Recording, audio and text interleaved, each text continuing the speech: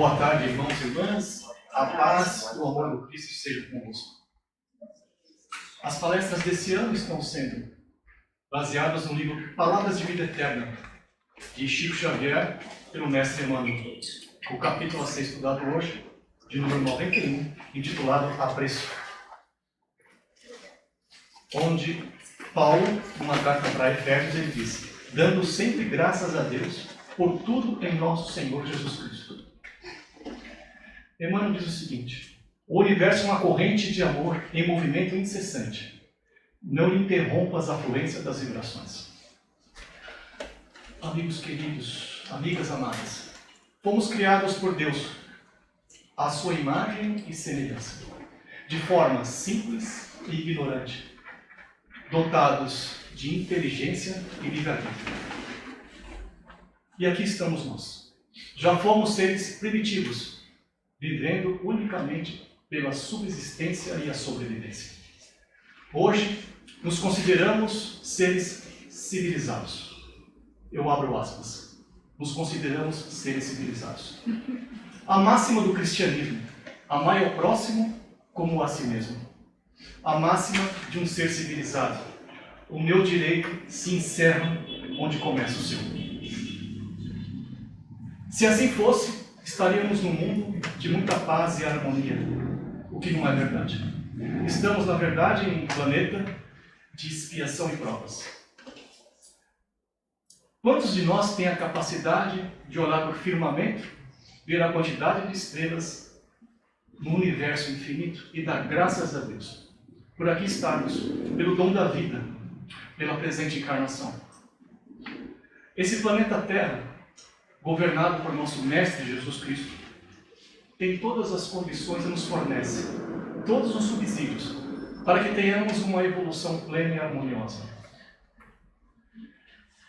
Um professor universitário já foi um aluno primário, onde aprendeu o beabá.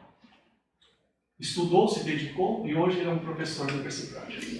Deus nos concedeu um filho muito querido, o próprio Jesus, que encarnou entre nós aqui há 2000 anos, para nos dar o exemplo, para nos deixar o Evangelho, o manual de sobrevivência e evolução nesse planeta querido. Cristo passou por todas as provações imagináveis, insuportáveis pelo ser humano. Os nossos estudos evangélicos comprovam. Ele passou semanas no deserto, sendo tentado pelo que nós chamamos de inimigo. No pós-palestra nós vamos discutir um pouquinho isso. Semanas tentado e passou pelas provações. No jardim de Getsemane, ele sofreu todas as expiações possíveis e imagináveis. Mais uma vez, os nossos estudos evangélicos comprovam. Cristo suou sangue por todos os poros, uma dor inimaginável para um ser humano. Esse é um evento cientificamente comprovado. Se alguém da medicina aqui sabe do que eu estou falando. Cristo sofreu dores inacreditáveis pela angústia que ele sofreu ante as provações e expiações que iriam passar naqueles dias. Quem mais então, senão o próprio Mestre, para nos dar um exemplo pleno de bondade, de amor e benevolência? De tempos em tempos, o nosso Pai Celestial, ele nos promove eventos catastróficos. Não há uma pena que caia de uma ave, ou uma folha que caia de uma árvore, melhor dizendo, que não tenha a aprovação e consentimento do plano do Pai maior. Portanto, todas as tragédias e catástrofes estão previstas, por mais absurdas que possam ser, por mais sofrimento humano que elas possam nos causar. Uma oportunidade, amigos e irmãos, de provarmos ou de tentarmos ser caridosos. Sofremos umas tragédias recentes, onde nós tivemos a capacidade de tentar ajudar o próximo. Caridade pode ser descrita como o amor em prática. Mas vejamos, como eu posso ajudar um irmão que sofre tanto se eu não sei exatamente o sofrimento que ele tem, pelo que ele está passando? Eu posso ter uma boa ideia do que ele está sofrendo, mas não tem como eu usar 100% da palavra empatia e me colocar no lugar dele. É impossível isso. Mesmo porque a evolução dele é única e exclusivamente dele. O sofrimento dele pode ser diferente do meu, mesmo se eu estivesse no lugar dele, devido às minhas experiências e minha antiguidade espiritual. Então, a palavra caridade, ela pode não ser tão verdadeira como a gente imagina. Esse irmão que vos fala fez uma caridade. Doou água para o povo do sul. Muito mais como cidadão do que como um ser caridoso. Porque eu nunca sofri o que eles sofreram. Eu não sei exatamente o que está acontecendo, as angústias que eles estão sofrendo de perder tudo. Simplesmente perderam tudo. Eu fiz uma ação beneficente. Eu ainda não sei exatamente o que é a palavra amor. Cristo sabe. Porque ele sofreu exatamente o que cada um de nós sofreu aqui. Ele sabe exatamente os passos que nós temos que seguir. Por isso ele é nosso mestre. É por isso que nós o seguimos. Nós podemos usar a palavra, então, compaixão? Talvez sim. O português é uma língua muito rica, tem sinônimos e adjetivos inúmeros. Mas a palavra compaixão talvez fosse mais própria do que caridade. Nós podemos tentar a caridade, mas a gente realmente só vai fazê-la de verdade, o amor verdadeiro, puro, absoluto, quando a gente estiver no lugar daquele irmão lá e sofrer o que ele sofreu. Então, amigos, o caminho é longo. Ainda estamos nos primeiros passos. Ainda somos pré-adolescentes. Mas estamos no caminho sem dúvida nenhuma. E nós temos uma referência maior, que é o Mestre. Na dúvida, irmãos, pensem, meditem. Como o nosso Mestre faria? Como ele faria? Peçam ajuda. Com certeza ele vai socorrer. Peçam ajuda em oração. O Mestre curou tantos enfermos, tantos e tantos e tantos. No entanto, ele dizia: vá, a sua fé te curou.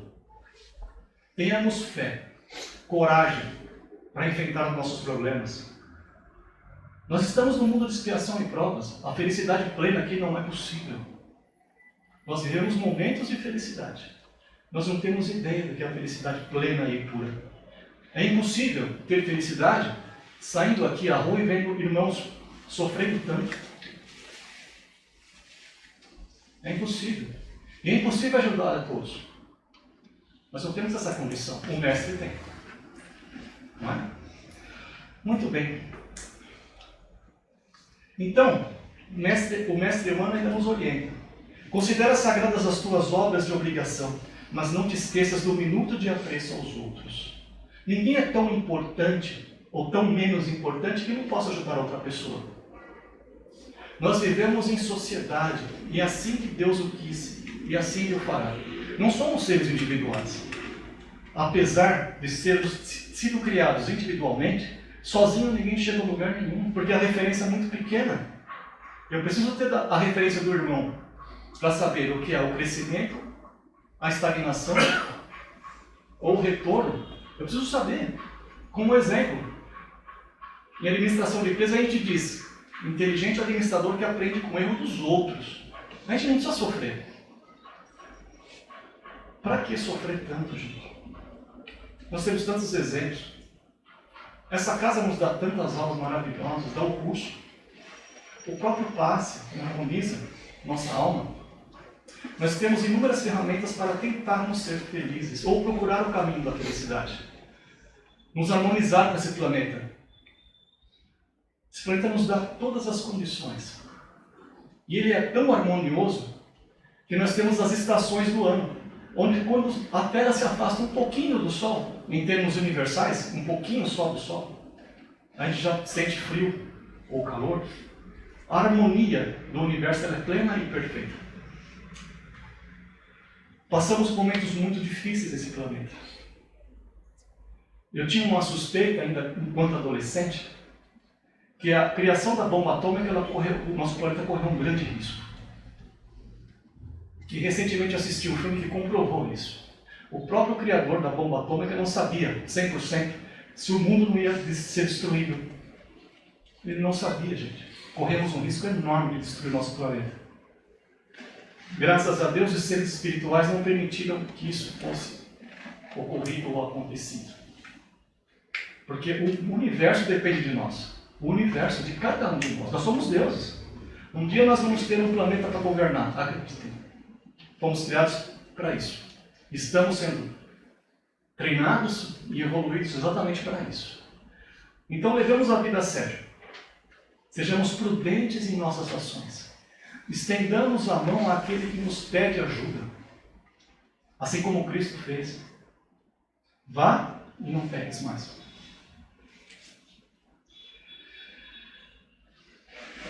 Eu vou comentar um detalhe sobre esse livro, desse texto, que é muito interessante, gente. Porque o ser evangelizado tende a ser bonzinho. A gente precisa ter cuidado com isso. Não é?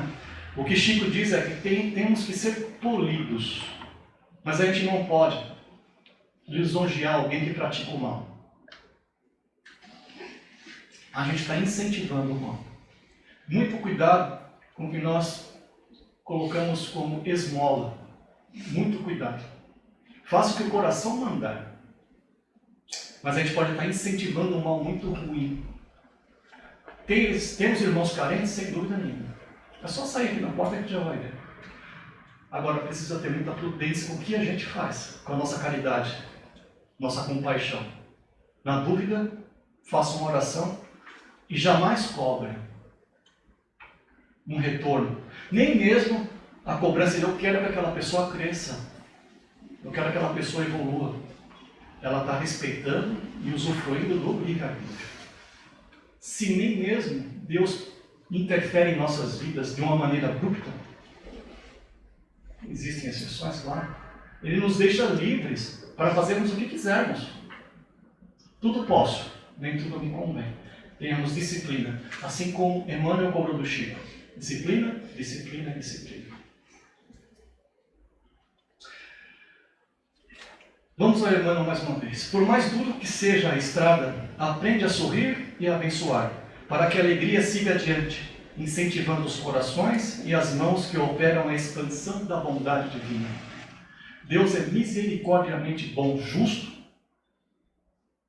Nada acontece por nós se não houver um propósito de bondade mesmo que nós não entendamos. Amigos, o nosso propósito é semear sementinhas de amor no coração de cada um de vocês e de eu próprio. Essas sementinhas podem encontrar um terreno fértil, onde vão florescer, se tornar árvores, frutos e sementes, e num ciclo infinito de bondade. Que tenhamos um terreno fértil em nossos corações. Que possamos olhar o mundo com olhos de bondade. Que não entendamos nossos inimigos como os nossos inimigos, e sim como amigos incompreendidos. Eu quero muito agradecer essa oportunidade que me foi dada. E essa humilde e singela palestra